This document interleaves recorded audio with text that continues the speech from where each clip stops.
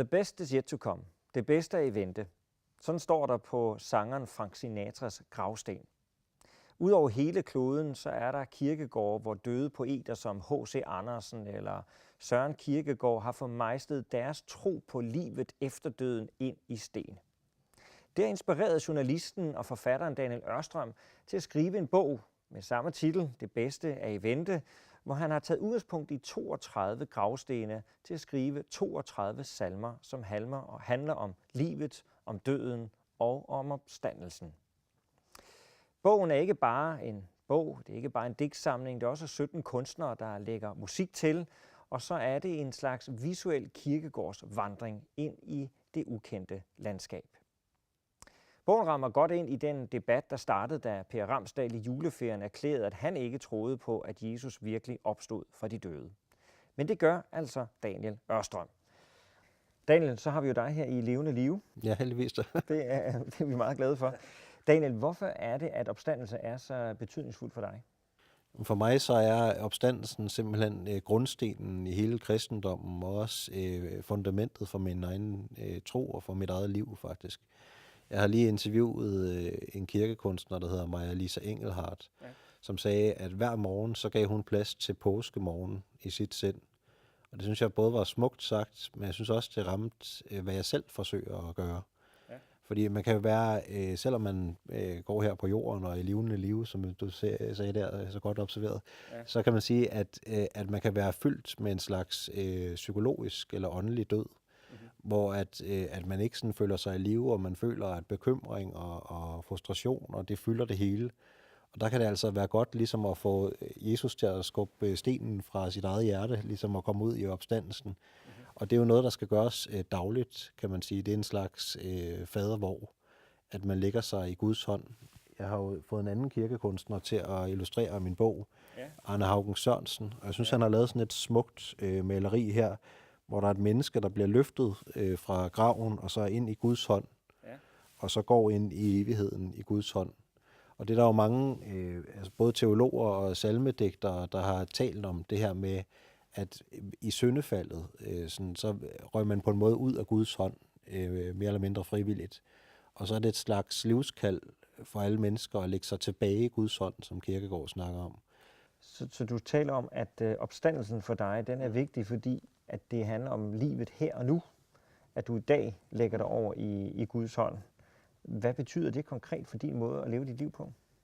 Jamen, det er jo at få evighedsperspektivet ind i livet nu og her. Jeg er så inspireret af den gamle kirkefar Augustin, som har et meget, meget smukt citat omkring tid, hvor han siger, at han synes, at den måde, man skal håndtere tid på, det er at overlade fortiden til Guds nåde, og fremtiden til hans styring, og nuet til hans kærlighed.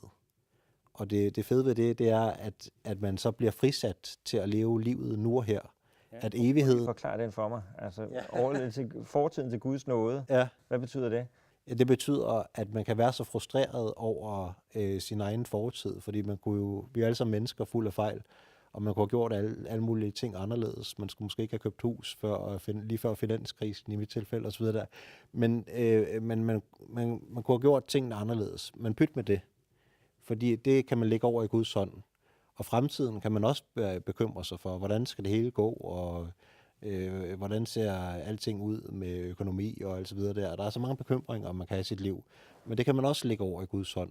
Og så er man jo ligesom fri i nuet til at tage evigheden ind der, og så sige, det jeg dybest set er, det er et menneske i Guds hånd, der er elsket af Gud, som er skabt af Gud, og hvor han også har en plan om at være sammen med mig i evigheden. Det tror jeg simpelthen på.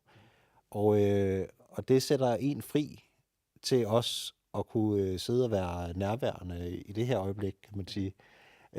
Fordi at det, som jeg dybest set synes, at kristendommen handler om, det er jo, at Jesus, han har elsket os så meget, han gav sit liv for vores skyld, og opstod. Og det er jo det hele handler om. Det er ikke bare et menneske, der har været martyr og i en eller anden ligegyldig sag, men han opstod igen som en førstegrøde, som Paulus taler sådan lidt bibelsprog om der. Grundtvig, han tager den jo også videre der, hvor han skriver sin salme om påskeblomsten, som ligesom er den første blomst, som opstår, og så kommer alt det andet. Ja. Og sådan tænker jeg også på os i forhold til Jesus, at Jesus opstod, og så får han ligesom os alle sammen med i det mirakel, at han har ligesom vist vejen ind til evigheden.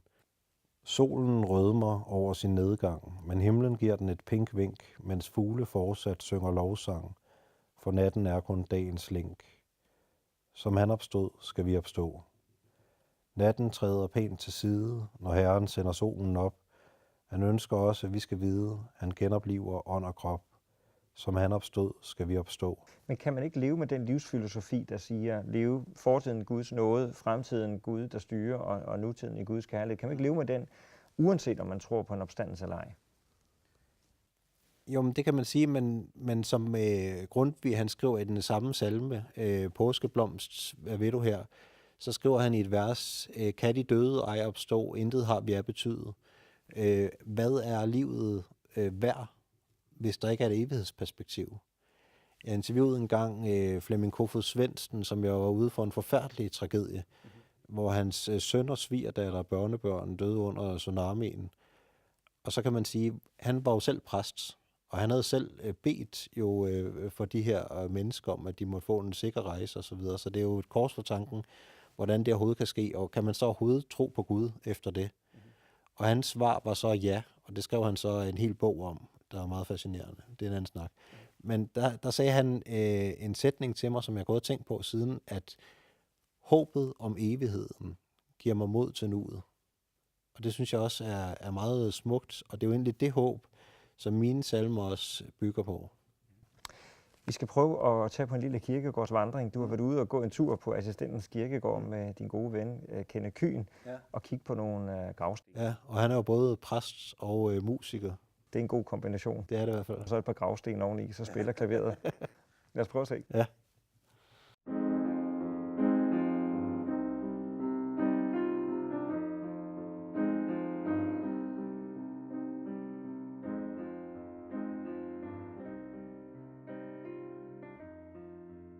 Ja, så nu er den jo i tryk i øjeblikket, min digtsamling, men så jeg har den kun som løsark her. Men her står vi så ved H.C. Andersens grav, som jo nok er en af de mest kendte gravsteder i hele Danmark. Folk valfarter hertil fra hele verden, og der er altid friske blomster på graven, så det må være rart. Men han har et meget specielt digt, som er på hans gravsten. Ja. Og der står, den sjæl Gud sit billede har skabt, er uforkrænkelig kan ej gå tabt. Vort jordeliv her er evighedens frø. Vort legeme dør, men sjælen kan ej dø. Og det er jo et tema, der ligesom gennemsyrer H.C. Andersens eventyr, det her med, at sjælen er udødelig. Og det kan man lave en lang teologisk diskussion om det der med, om det er kødets opstandelse, eller om det er sjælens. Men jeg opfatter det sådan set bare som et digt om, at livet, det vi ser her nu, det er ikke alt. Livet slutter ikke her. Og det har jeg så masseret ind i mit eget lille digt, som også er blevet til en sang. Vil du ikke høre det? Meget gerne, jo, tak. Du kan lægge mig i jorden og begrave mig i blomster, men min død bliver kun forloren, alle vækster har genkomster. Det ved det mindste frø, der vokser frem i trods. For at leve må man dø, for så vågner Gud i os. Livet slutter ikke her. Vi skal ses, hvor Jesus er. Men lev dit liv, før du skal dø. Det er evighedens frø. Du vil finde mig i himlen, hvor jeg fester hos min fader. Der er liv i sjælevrimlen. Alle elsker, ingen hader. For døden er en port, der virker mørk og trang. Men når alt bliver tomt og sort, vil vi høre englesang. Livet slutter ikke her. Vi skal ses, hvor Jesus er. Men lev dit liv, før du skal dø. Det er evighedens frø. Og det, som jeg synes, der er fedt ved H.C. Andersens gravsted her, det er, at det både peger frem mod det evige liv, med festen i himlen, kan man sige, at vi går ikke fortabt. Det er i hvert fald ikke Guds vilje for os der. Han har ønsket, at vi skal med i himlen. Men samtidig så er der også en opfordring til os, der lever her på jorden, at livet her på jorden, det er et evighedsfrø. Så det er ikke ligegyldigt, hvordan vi lever her. Livet slutter ikke her, men det er altså, der er en fordring i, at ligesom tage sit liv seriøst her og være noget for andre. Fordi det, vi så her i forkrænkelighed, det skal genopstå i uforkrænkelighed, som der også står i Bibelen, ikke? Og derfor synes jeg, det er et meget fint digt, han har lavet, og som jeg så selv har jammet lidt videre på. Når nu er du gået rundt på Assistenskirkegården og set på gravstederne og blevet inspireret til at skrive digte og skrive salmer, så er det vel fordi nogle af de her gravsteder på en eller anden måde har ansporet dig? Jamen helt klart. Altså jeg ser det som en slags eksistentielle testamenter, kan man sige. Altså hvor at man skærer livets mening helt ind, sådan, så man kan mejsle det ind i sten. Men jeg tænker lidt, altså sådan, at det er egentlig sådan ret centralt det her med, at de ord, man mejsler ind i sten, de betyder noget særligt. Og det er den slags ord, man laver salmer af, simpelthen jo. Det er jo lidt ligesom Moselov, der også blev mejslet ind i sten, så det har en lang tradition bag sig. De blev slået i stykker først der, ikke? Ja. Så genopstod de. Men skulle vi ikke gå rundt og kigge lidt på gravsten og reflektere lidt over nogle af de indskrifter? Jo, helt sikkert. Og høre lidt, hvad det er, der har inspireret dig særligt jo. Fint. Du har jo været komponist på noget af det. Ja, Daniel, så var vi ude og gå en tur på kirkegården. Hvor får du sådan en idé fra at skulle skrive salmer ud fra gravstenen? Det var faktisk min morfar, han døde for 15 år siden snart. Og på hans gravsten, så står der, glæd jer altid i Herren. Det var et livsmotto for ham. Og min morfar, det var ikke kun min morfar, det var også min ven, og det var mit store forbillede. Han var en utrolig mild mand, som aldrig bagtalte andre, og som simpelthen glædede sig over det, han havde. Ja. Og det synes jeg var forbilledeligt. Og så det her motto med glæd jer altid i Herren, hold fast i glæden, hold fast i troen. Det var det, som han troede på. Og det står så på hans gravsten på Herlev Kirkegård. Ja. Og det fik mig til at tænke over, at det, man mejsler ind i sten, det kan være selvfede CV'er. Altså sådan, se nu, hvor fine titler jeg havde, mens jeg gik på jorden og så videre der. Ja. Men det kan også være en slags eksistentielle testamenter. En slags skatkiste af, hvad man har samlet af menneskelig erfaring. Koncentreret helt ind til en sætning. Altså, glæd jer altid i Herren, eller the best is yet to come, som Frank Sinatra skriver. Ja. Så det er simpelthen fascinationen over den der lille sætning, som på en eller anden måde indkapsler et helt menneskes liv. Ja, det kan man sige. Ja. Og det falder godt i tråd med det, jeg ellers laver. Altså, jeg arbejder på Kristi Dagblad til daglig, hvor jeg arbejder med at interviewe folk og samle menneskelige erfaringer sammen, og så give dem videre til andre, sådan så andre kan spejle sig i dem.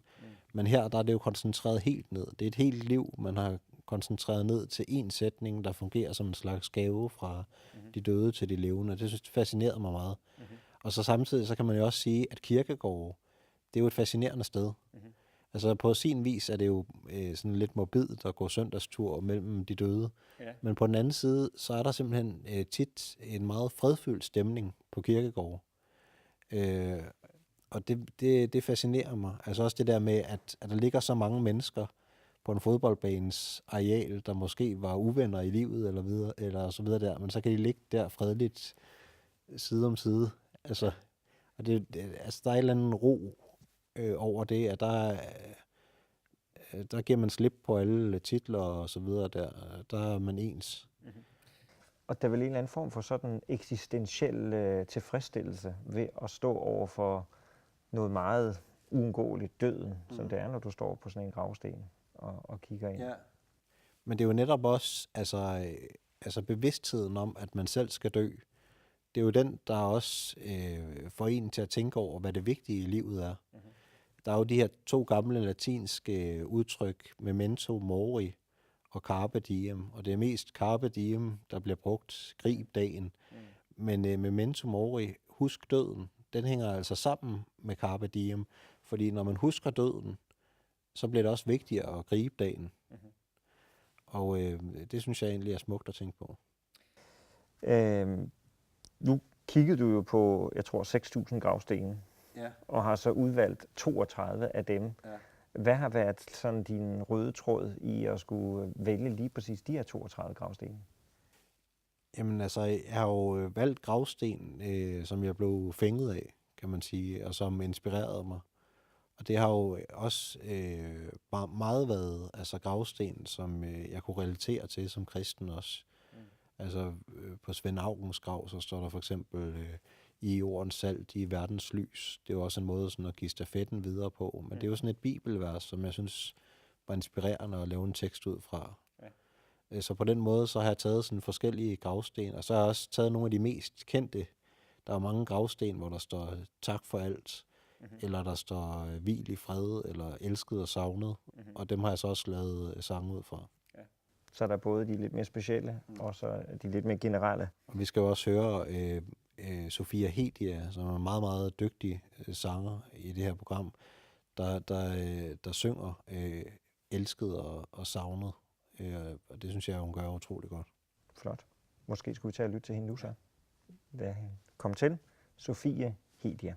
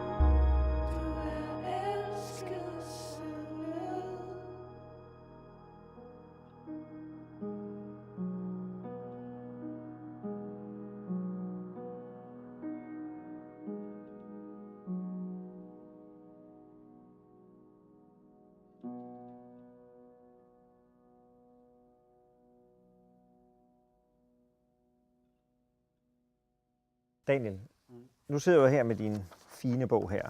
Den er jo trykt i noget rigtig dejligt lækkert papir, og der er de her 32 billeder af gravstene, og så er der jo en masse digte. Hvem er det, der skal få glæde af den her bog?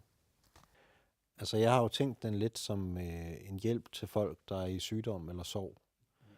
Og mange af de her salmer, de er faktisk udsprunget ikke af tro, men af tvivl og bekymring, hvor jeg ligesom har overgivet det til Gud, og lagt det ligesom med sådan lidt flossy sagt, at jeg har taget mit eget mørke og løftet det op i evangeliets lys.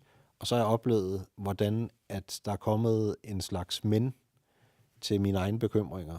Jeg har for eksempel en salme, hvor at den starter med, mørket kan skræmme enhver.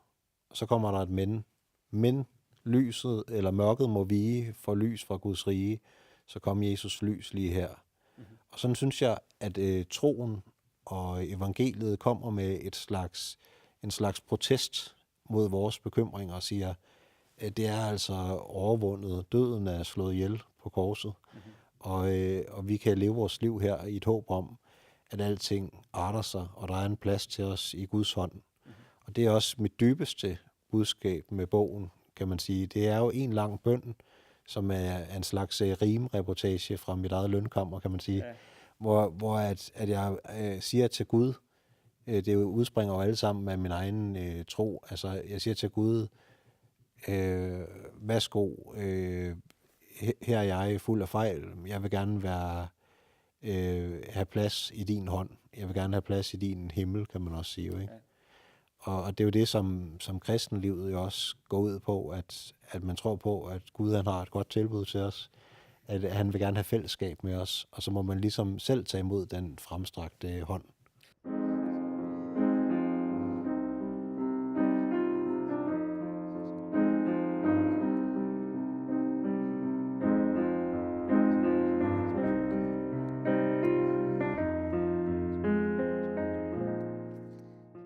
Det er kun hernede på sådan en hvid smattet sten, at man kan se, at der står Søren Åby Kirkegård.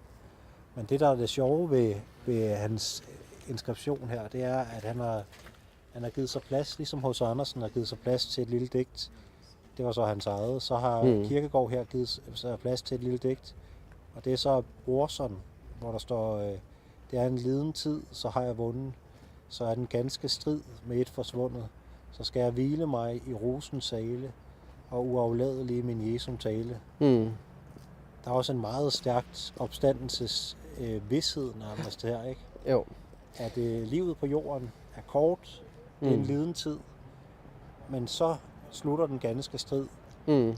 Det er sjovt med sådan en mand som Kierkegaard, der var så fuld af ord, og som skrev så mange bøger, og at folk de stadigvæk kan sidde et helt liv og forske i, hvad han egentlig skrev. At han så slutter med det der, og uafladelig min Jesum tale. Ja. Det er... Så Jesus han skal altså også lige lægge øre til Kierkegaards mange ord, forventer han sig, ikke? Ja. Jeg tænker også her, der har man udtrykket det evige liv. Mm. Altså det er jo det er jo sådan en meget kristen ting at sige, ikke? Det evige liv. Mm. Og så står man ved gravstedet og taler om det evige liv. Ja. Hvad er det for et liv? Ja. Fordi gravstedet vidner om, at det liv, vi kender, det er ikke mere. Ja. Ikke? Og det er jo enkelheden på det her gravsted, det er jo også, altså i døden er vi jo alle sammen lige. Vi kommer nøgne ind i verden, vi går nøgne ud af den. Og derfor er det jo mere sådan et symbol på, at det der var ikke er længere. Men man må sige, at du i din digte her også jo taler om livet i sin helhed. Du taler om bitterhed, og du taler om tilgivelse, og du taler om halleluja, og vi kommer hele vejen omkring. Jeg tror ovenikøbet, du taler om en hundelort et sted her. Hvad er sådan den røde tråd igennem det? Du taler om, at det er din tvivl, du taler om, det er din tro. Er det sådan menneskelivet i sin helhed, du gerne vil spejle i evighedsperspektivet?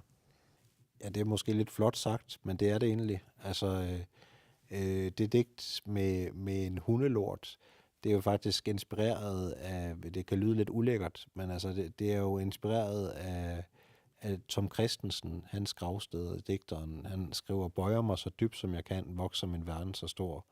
Og der er der faktisk sådan en rejse gennem det der digt, hvor man kan føle sig fuldstændig ligegyldig og elendig, og altså sådan mislykket som en hundelort nærmest. Og så bliver det så vokser erkendelsen så frem gennem salmen, at det er jeg ikke. Jeg er ikke en hundelort, jeg er Guds barn. Mm-hmm. Og der er det, han skriver meget, meget smukt digt om at ligge i græsset, og så er det ligesom om, at hvis man ligger i det der perspektiv, hvor man ikke selv prøver at puste sig op til at være noget stort, så vokser man også på en eller anden forunderlig måde. Mm-hmm. Og det sådan slutter digtet så, altså når jeg vil være stor og tumle rundt som en bille, så lad mig huske på dit ord, jeg er dit barn, jeg er lille. Mm-hmm. Og det er jo ikke noget med, at man ikke betyder noget, men det er noget med, at man ligesom lægger altså alle byrderne og bekymringerne over i Guds hænder, kan man sige. Ja. Det sidste skrig, jeg sendte dig, mens jeg gik på smertens vej, fik jeg hviskende tilbage, da du ganske kærligt sagde, min nåde er der nok. Du kender til det tunge kors at føle sig totalt til overs, og uanset hvor end jeg går, så ved jeg, at du går med og spår, min nåde er der nok.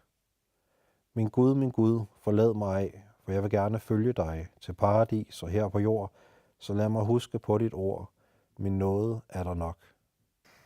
Daniel, hvad er det, der mangler i vores samfund, siden at du har valgt at skrive den her bog? Jamen, der er mange ting i samfundet, kan man sige. Men noget, der måske ikke er så meget af, det er troen på det evige liv.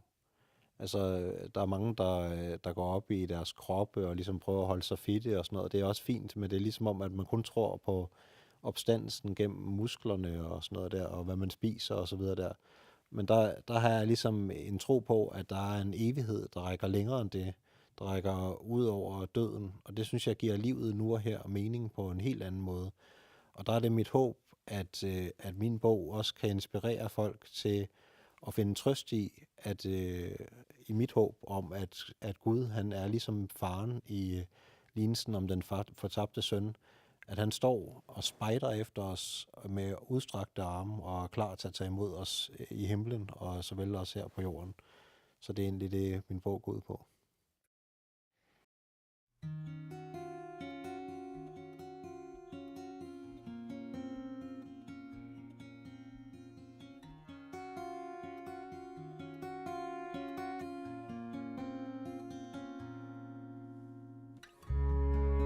Jeg ser en solnedgang, høre aftensang. Ude skal nu hvile sig, mens jeg sidder her ved dig.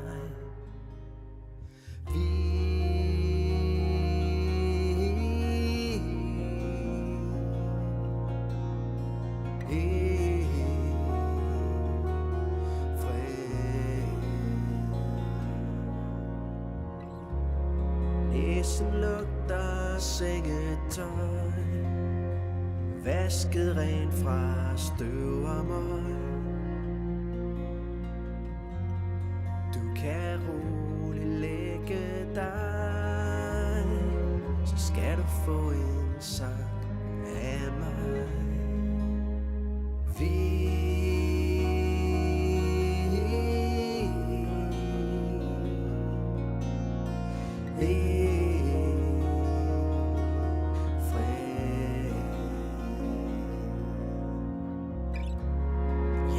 Slå et ekstra slag, mens du husker denne dag. Du er mæt og træt, fordi det er tid til søvnens hil.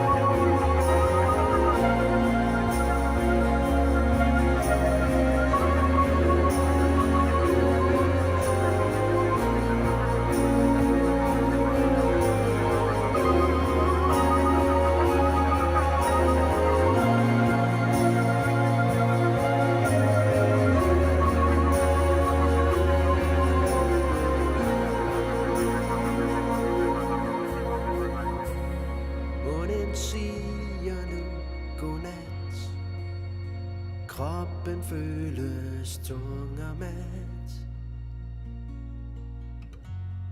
Dette rum du sover i, vil du vågne frisk og fri.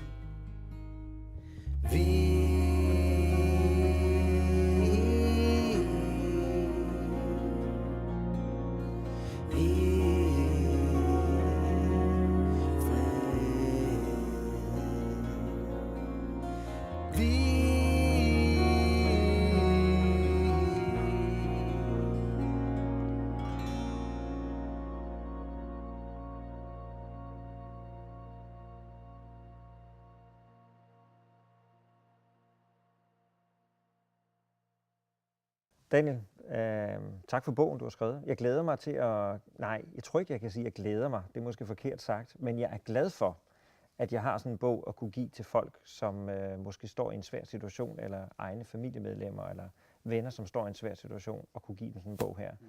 Og så kan det være, at jeg kommer til at gemme den til min dag om mange år kommer. Hvad skal der stå på din gravsten? Hvad der skal stå på min gravsten, det er et utroligt godt spørgsmål. Hvad skal der stå på din?